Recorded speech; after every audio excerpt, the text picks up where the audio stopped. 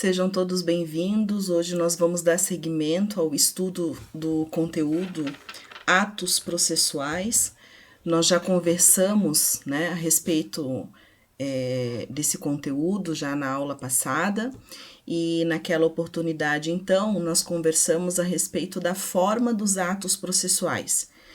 Os atos processuais, eles iniciam a partir do artigo 188, nós estudamos a partir do artigo 188 até o artigo 211, que trata a respeito da forma dos atos processuais, e hoje nós vamos dar seguimento, então, para poder trabalhar a respeito do tempo e do lugar dos atos processuais. Então, a minha fala inicia a partir do artigo 212. Pois bem, quando nós falamos em tempo de atos processuais, nós podemos dizer que a regra são que os atos devam ser realizados em dias úteis, isso é uma inovação do Código, e nós temos um horário previsto no artigo 212, que seria o cumprimento desses atos processuais das 6 da manhã até às 20 horas. E daí poderia causar um pouco de dúvida, o que seria considerado para o direito processual dias úteis. Então, o artigo 216 estabelece que dias úteis são todos aqueles que não são considerados feriados forenses, conforme o artigo 216. E nós poderíamos ainda ilustrar, exemplificando, dizendo que sempre que não houver expediente forense, nós vamos dizer que não é dias úteis, Dias úteis significa dizer que quando o fórum estiver aberto, com seu expediente, são dias úteis. Quando o fórum estiver fechado, nós vamos considerar dias não úteis. E claro, levando em consideração também que sábado, domingo e feriados são dias não úteis. E isso vai fazer depois, mais para frente, quando a gente estudar a respeito das regras quanto à contagem de prazo, isso vai fazer uma diferença enorme, tá? Ainda o artigo 212, ele vai estabelecer algumas exceções. Caso não seja possível cumprir um determinado ato processual no horário pré-estabelecido pelo legislador, nós vamos apresentar nesse dispositivo algumas exceções. Seria, por exemplo, quando o adiamento prejudicar ou causar o dano ao cumprimento do ato, conforme disposto no parágrafo 1º, as citações, intimações e penhoras no período de férias forenses, feriados ou dias úteis fora do horário estabelecido no caput, E também poderíamos trazer uma exceção, conforme o artigo 214, que as tutelas poderão ser concedidas em férias forenses, que nós vamos trabalhar logo em seguida, estabelecendo o que vencer essas férias forenses. Bom, ainda em relação ao tempo, o artigo 212, parágrafo 3º, determina que as petições físicas deverão ser protocoladas até o término do expediente do fórum. E daí a necessidade de verificar se naquele estado que você atua, existe algum fuso horário, porque depende do horário de cada local. Então, conforme o expediente do fórum, se for uma petição física, eu tenho que atender o horário do expediente. Agora, caso eu tenha que cumprir um determinado prazo de maneira eletrônica, conforme o artigo 213, eu tenho condições de protocolar em qualquer horário do dia do meu prazo, podendo então ser realizado até as 24 horas do último dia do prazo. Artigo 215 é um artigo que fala a respeito do processamento de alguns atos durante as férias forenses, Então, nas ações de jurisdição voluntária, quando o andamento for prejudicado, nas ações de alimentos, nas ações onde haja remoção de tutor ou curador, ou, por fim, o artigo 215 determina que, quando a lei determinar que não haverá suspensão do trâmite daquele processo durante as férias forenses, eu também devo estabelecer. Então, o artigo 215 ele é bastante relevante porque traz a questão de exceção. A regra é que, se eu estou durante o período das férias forenses, eu automaticamente não teria o trâmite daquele processo. E daí o 215, nos seus respectivos incisos, admite os casos onde eu vou ter o andamento processual. Já no que tange ao lugar dos atos processuais, eu poderia destacar a vocês o artigo 217, que determina que a realização dos atos deva ser praticado na sede do juízo onde o processo tramita. Isso é regra geral.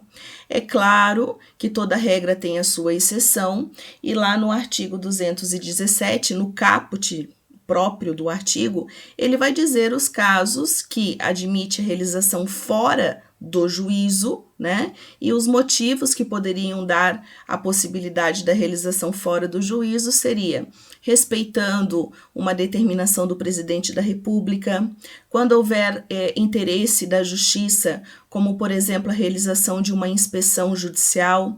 Inspeção judicial trata-se de um meio de prova, onde o próprio juiz vai até o local para poder averiguar uma determinada situação.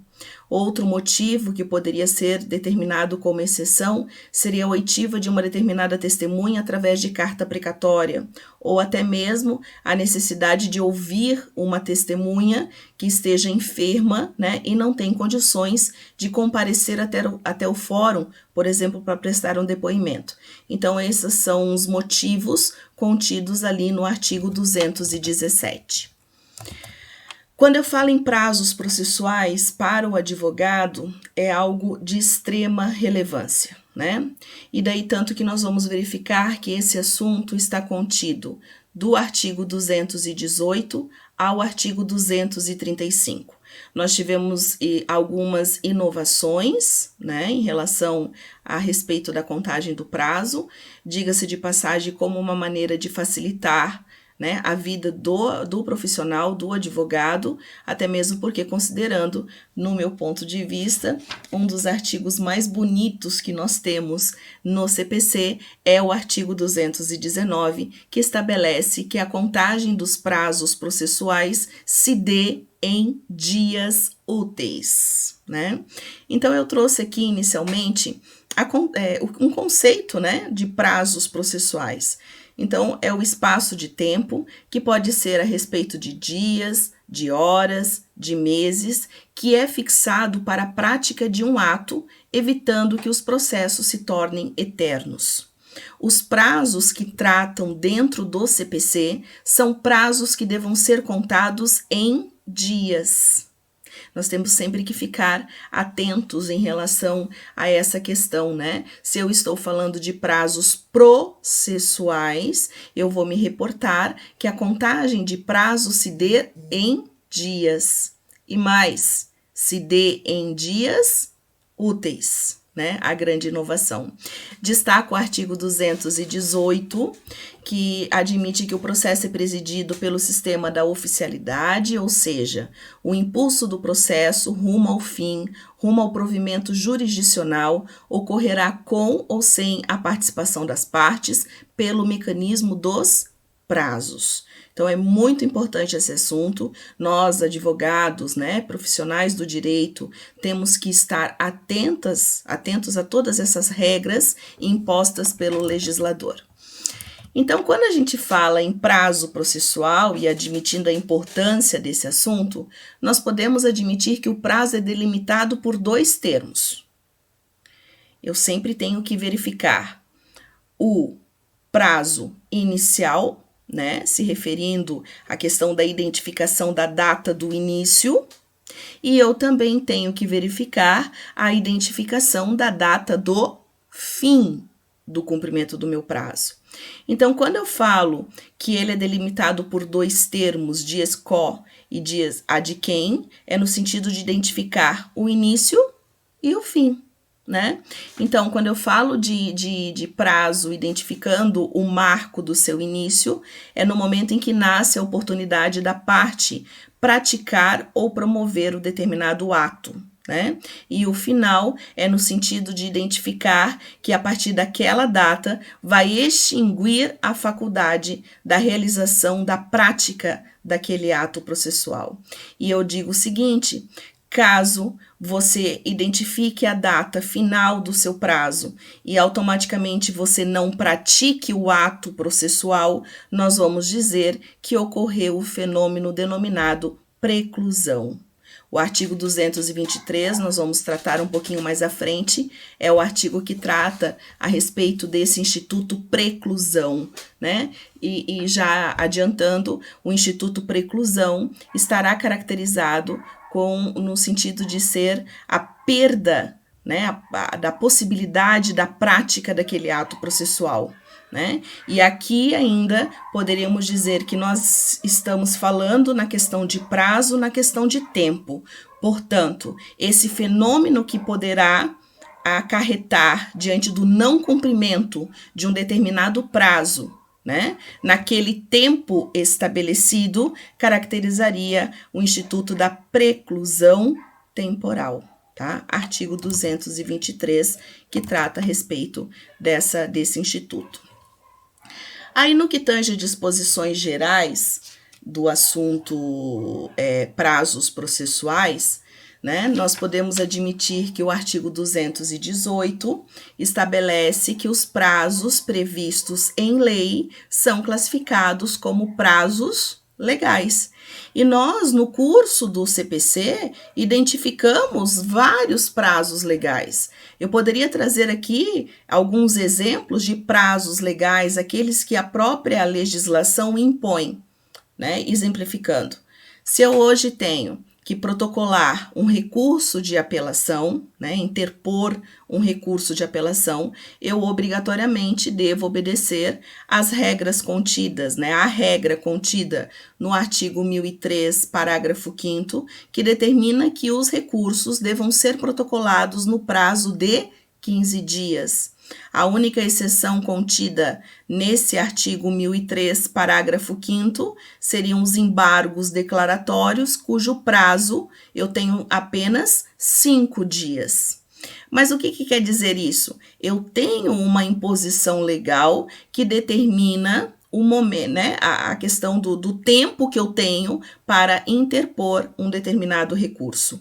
Um outro exemplo que eu posso trazer diz respeito à apresentação da contestação, levando em consideração que a contestação é um instrumento de defesa do réu. E o artigo 335 dispõe do prazo para apresentação da contestação.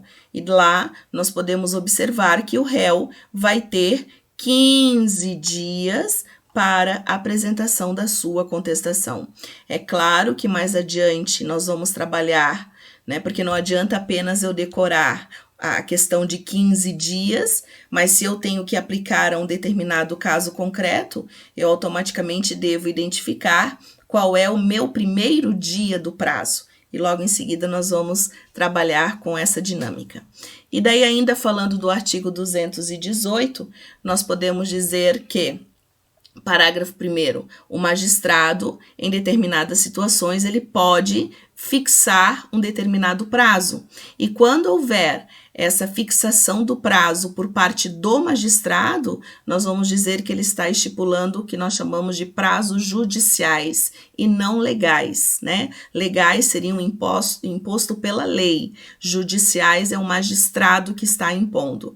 E daí o exemplo seria, né, no momento em que ele vai designar a realização de uma audiência, vai definir a data para a realização daquela audiência, no momento em que ele vai determinar que uma das partes ou as partes regularizem a representação processual. Então, isso seriam prazos judiciais impostos pelo magistrado. E ainda o artigo 218, ele vai dizer o seguinte, ele traz algumas outras considerações a respeito dessa situação. Então, para poder entender melhor, nós temos os prazos legais impostos por lei, nós temos os prazos judiciais fixados pelo magistrado, mas nós ainda podemos verificar que no curso do processo eu não tenho a manifestação nem da lei e não tenho o pronunciamento nem do magistrado.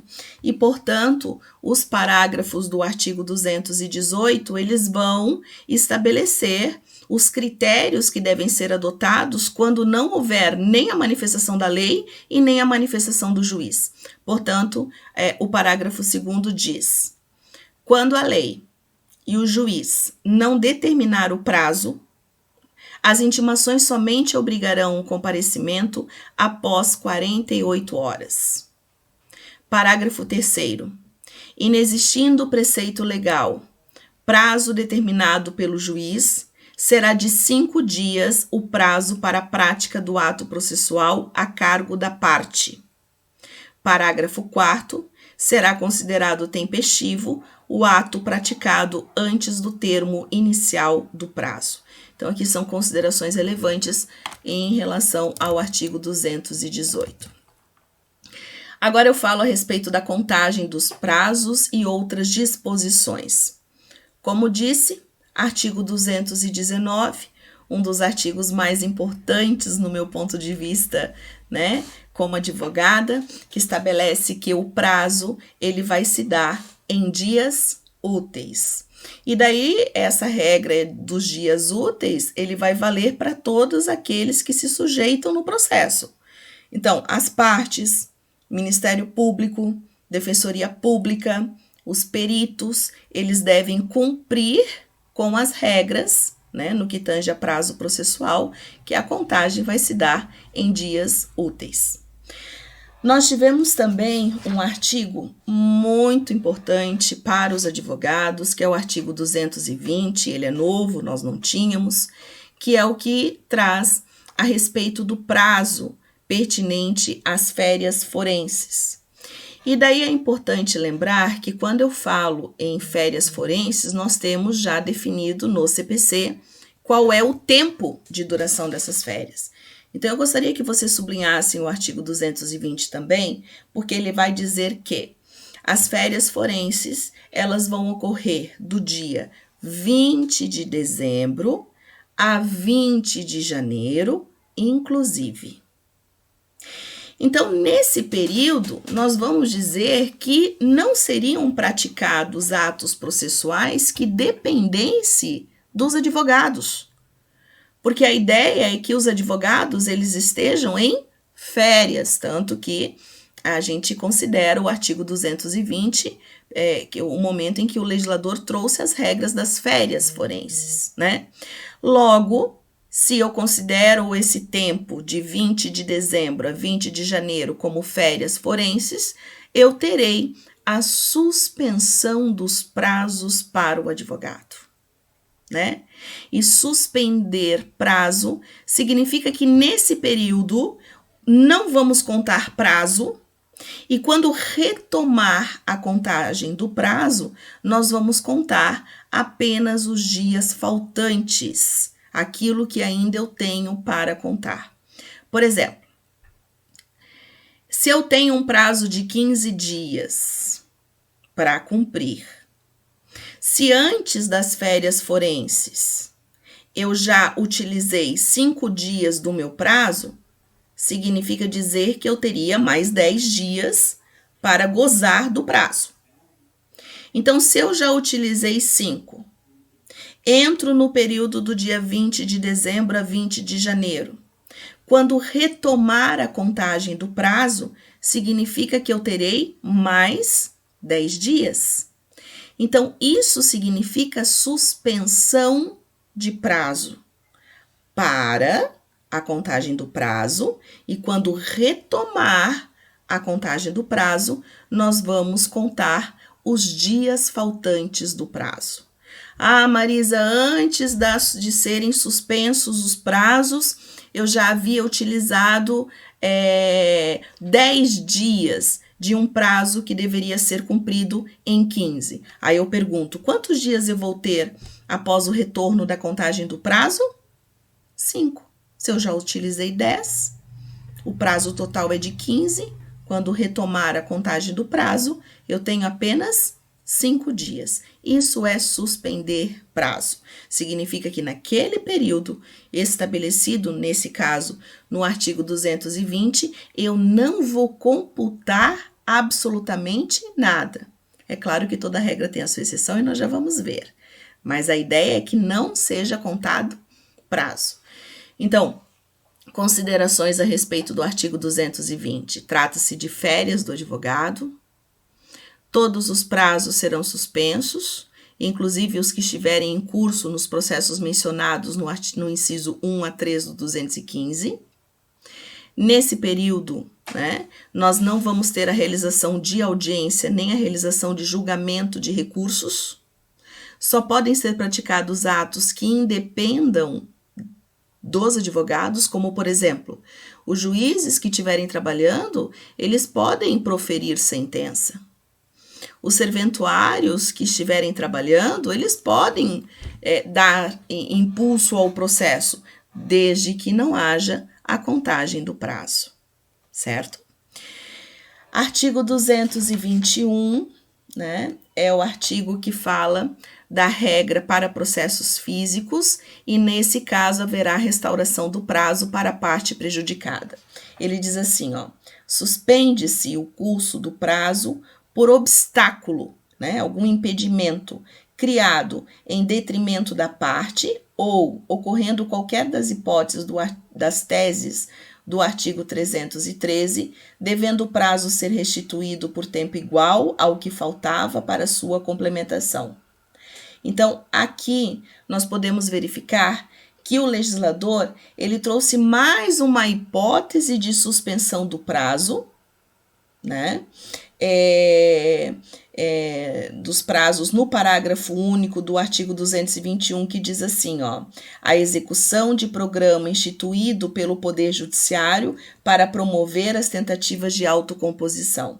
Então, aqui ressalta-se que também suspendem o curso do processo, o obstáculo criado em detrimento da parte, a exemplo da retirada indevida dos autos da secretaria, eu trouxe alguns, inclusive constam ali nos slides, a morte ou a perda da capacidade processual de seu representante legal ou de seu procurador, ou até mesmo por convenção das partes.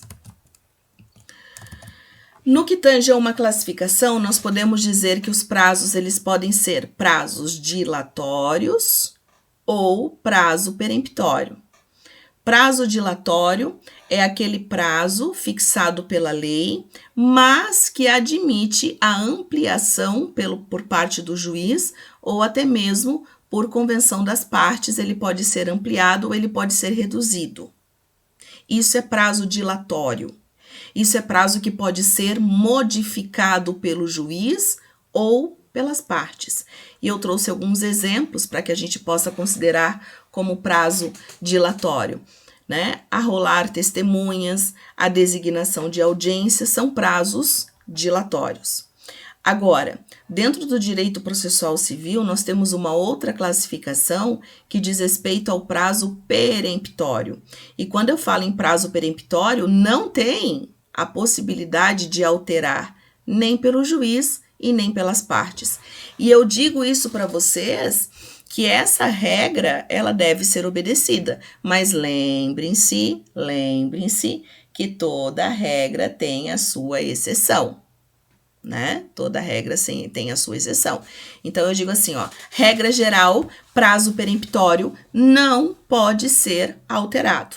O parágrafo 1º, do artigo 222, por favor, destaquem, diz que ao juiz é vedado, ou seja, proibido, reduzir prazos peremptórios sem anuência das partes. Então, aqui fica uma interpretação, em relação a esse dispositivo, e eu trago aqui o exemplo que o prazo para contestar, o prazo para apresentar uma reconvenção, o prazo para recorrer, ele não pode ser alterado, tá? Aí, logo em seguida, nos parágrafos 1º e parágrafo 2º, do artigo 222, nós verificamos a possibilidade da prorrogação de prazo em locais que tenham difícil acesso e também a prorrogação de prazos nos casos de calamidade pública, né? Então, pode ser decretado essa prorrogação e daí vocês podem verificar que ele trata de questões bastante excepcionais. Aqui eu falo, então, a respeito do Instituto da Preclusão, né? Então, o Instituto da Preclusão, ele deve ser entendido como a perda da faculdade de praticar validamente um ato processual. É claro que dentro do direito processual nós temos condições de classificar como preclusão temporal, como preclusão consumativa e como preclusão lógica. Como nós estamos trabalhando a respeito de prazo que relaciona-se a respeito de tempo, nós vamos dizer que as regras aqui apresentadas diz respeito à preclusão temporal. O artigo 223 diz: se eu perdi o prazo, automaticamente eu vou ter extinto o direito de praticar aquele ato. Se eu tenho que cumprir um determinado prazo e eu não cumprir o prazo, né, principalmente tratando-se de um prazo peremptório, eu não vou ter condições de praticar novamente aquele prazo. Portanto, operou-se, né, nessa situação o Instituto da Preclusão e ainda poderia trazer a classificação para vocês que trata-se da preclusão temporal, porque eu perdi o direito de praticar o ato em decorrência do tempo, tá? Bem importante esse instituto, não só nesse momento em que nós estamos trabalhando como prazo, né? Mas também diante da condução do processo, né? Porque nós podemos ter outras espécies de preclusão e não só essa relacionada ao tempo.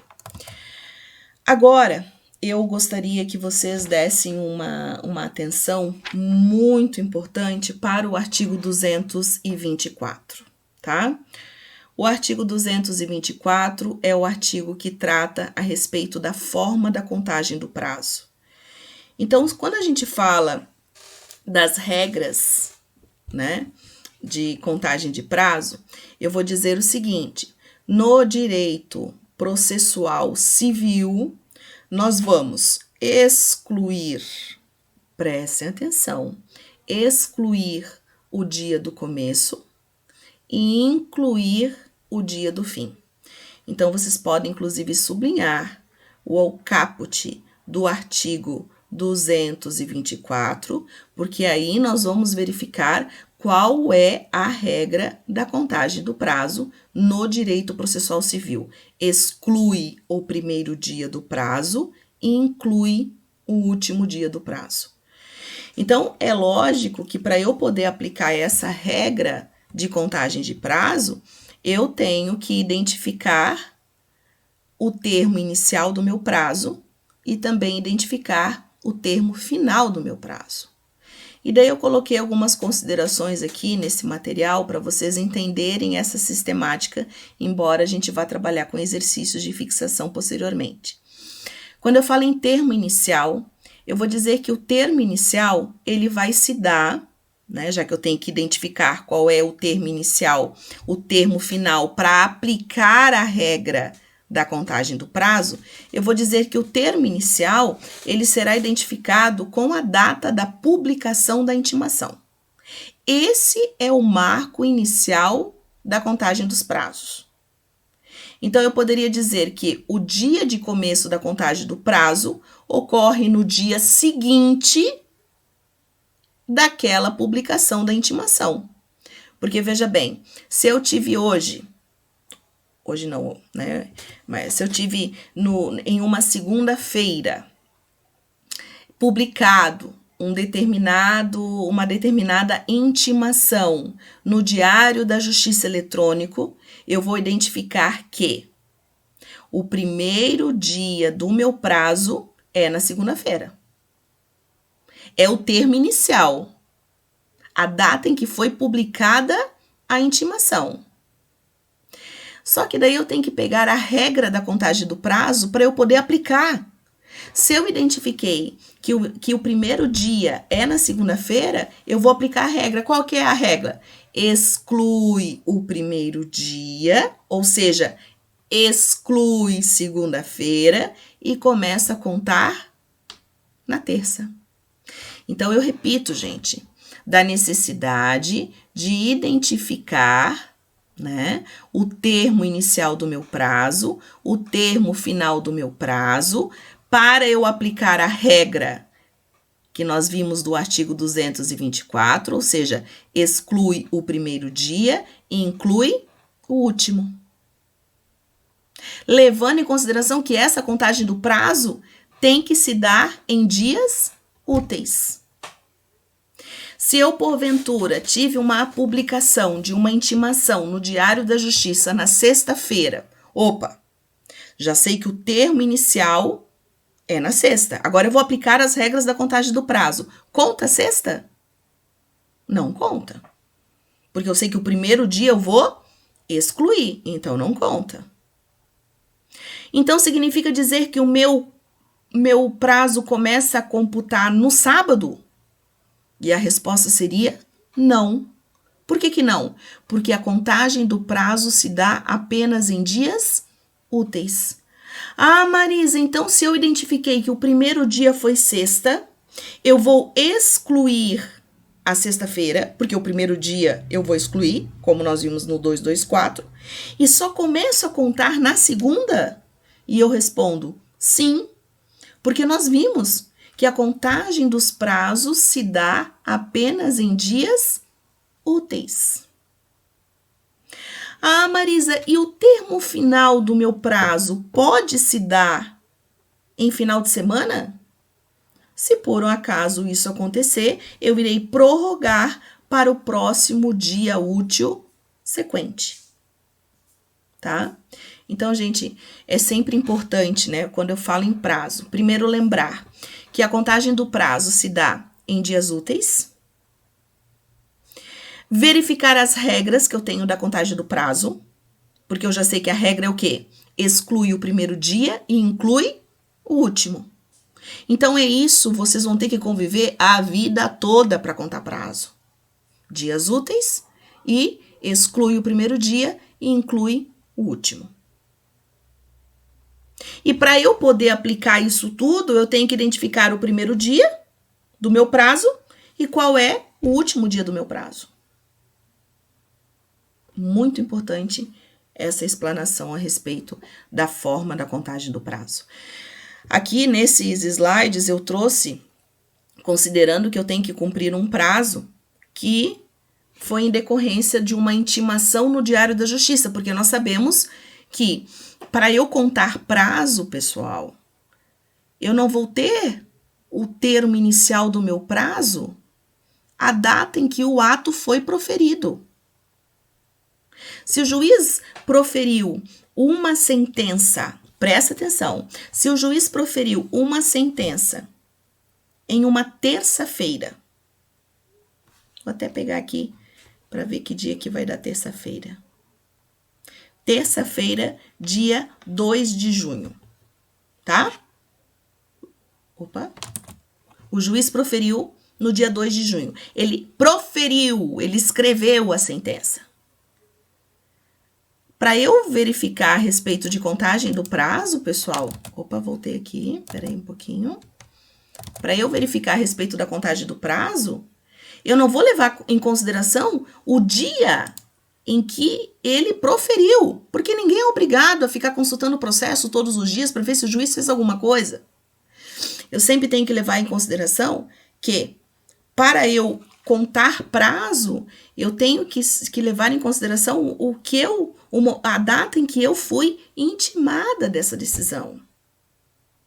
Então, se o juiz proferiu a sentença no dia 2 de junho, e essa sentença foi publicada, porque eu preciso dar, né, com que a ciência para que as partes tomem conhecimento dessa sentença, e isso ele vai ter que submeter essa sentença à publicação no que nós chamamos de Diário da Justiça Eletrônico, que é o documento que vai fazer com que os advogados tenham esse conhecimento. Então, eu vou ter que aguardar que essa sentença seja publicada no Diário da Justiça Eletrônico, para daí sim eu me preocupar com a questão da contagem do prazo.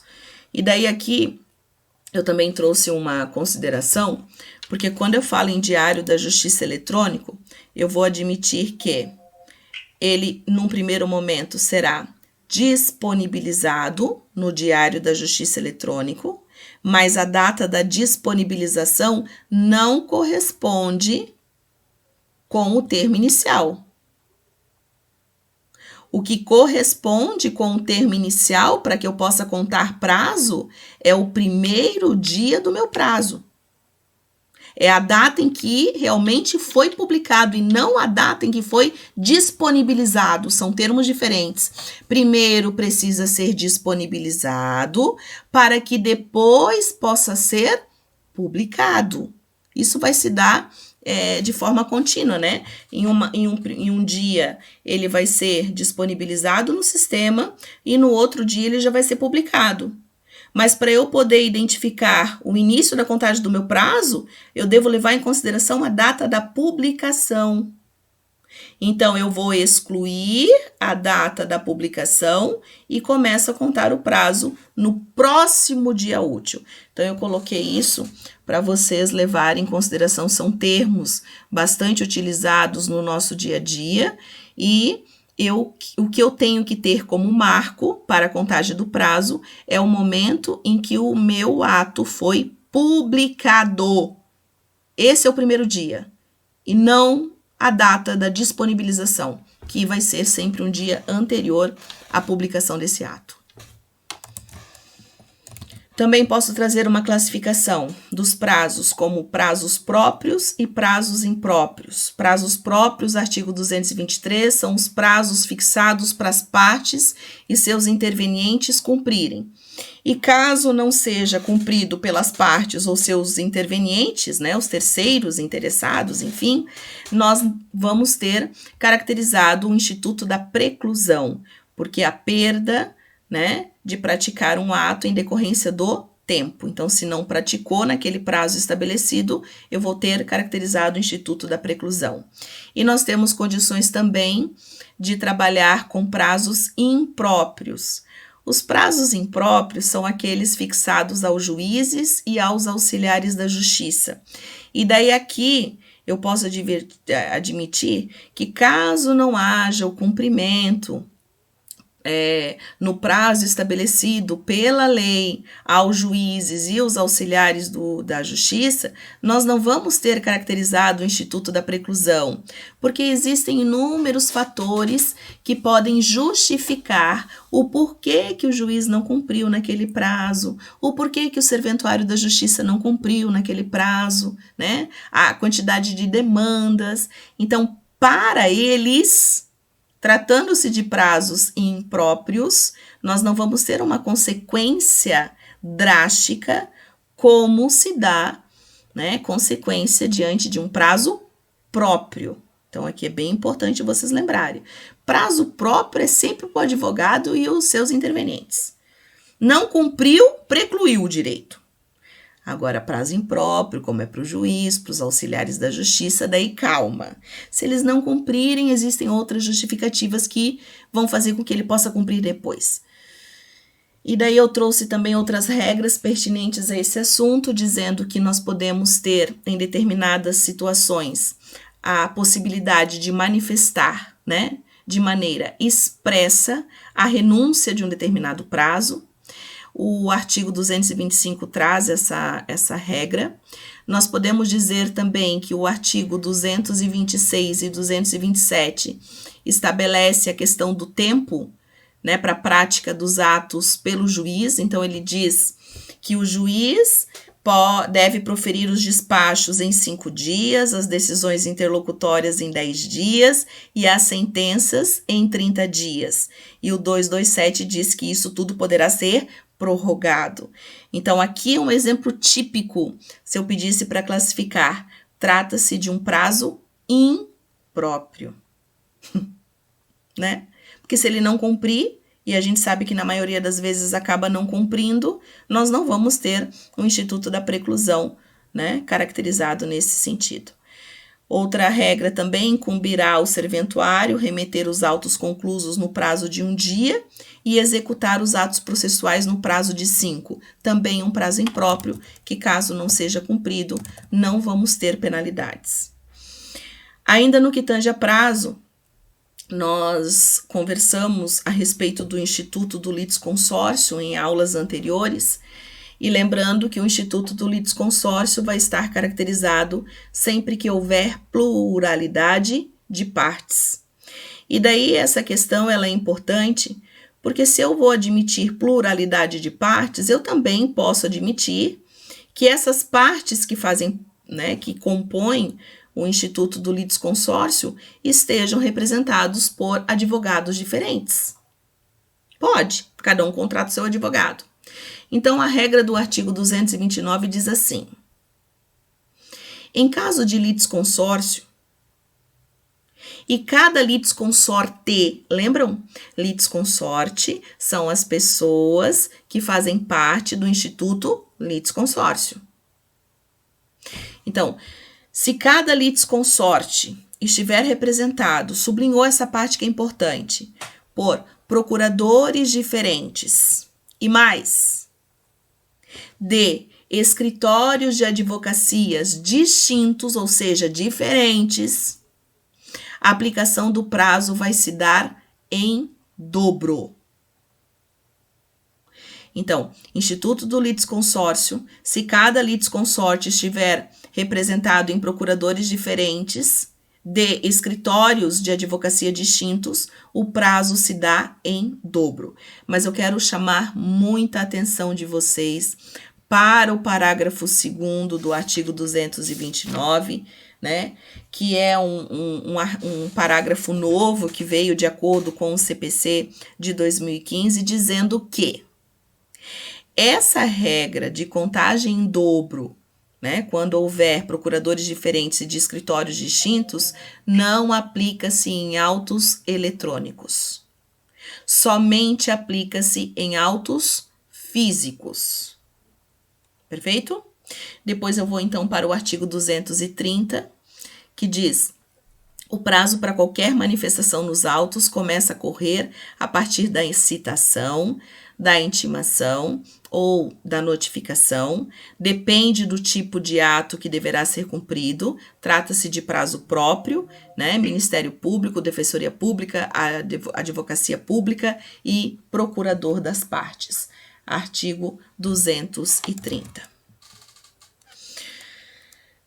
Esse artigo é também um artigo de extrema importância para que nós possamos relacionar com a questão da contagem do prazo em dias úteis e a questão da regra exclui o primeiro dia e inclui o último.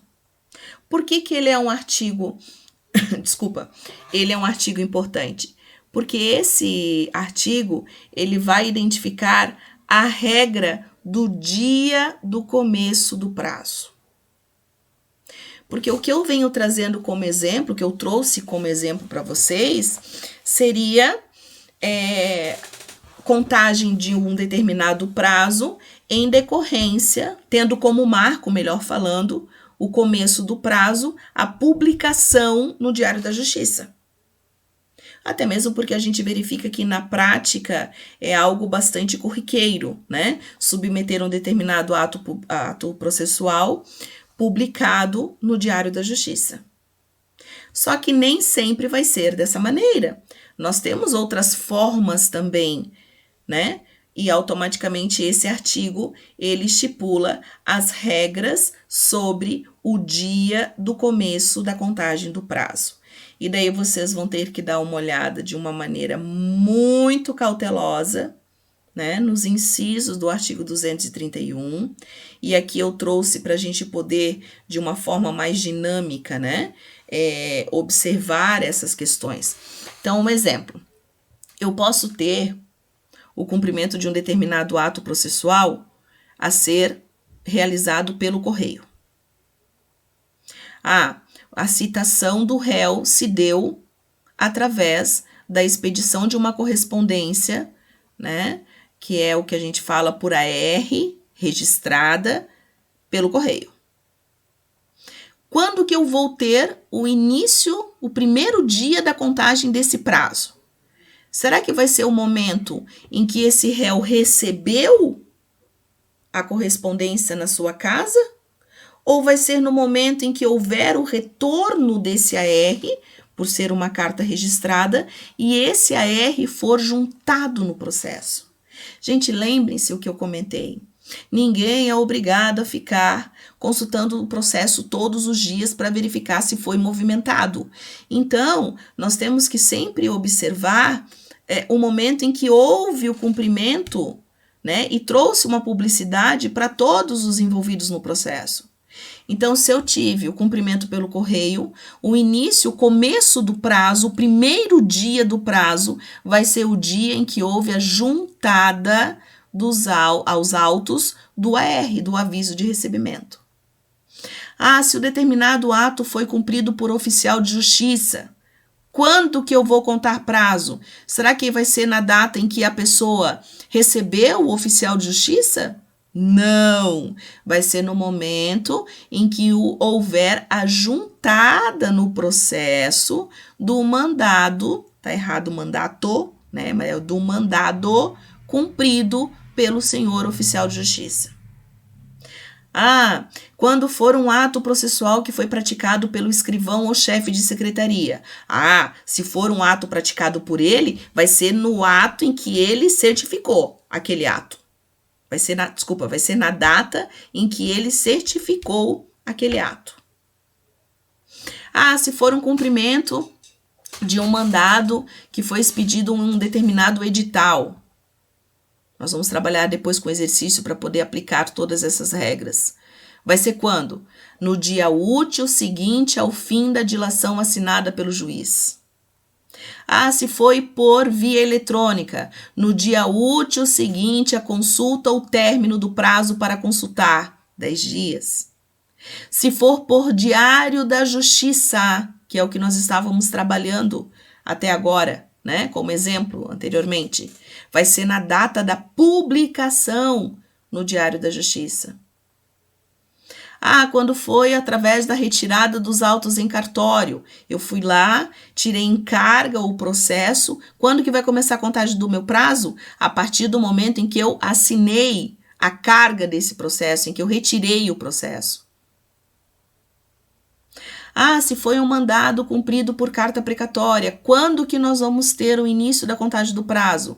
A partir do momento em que houver a juntada da comunicação ou a carta cumprida, devidamente juntada no processo.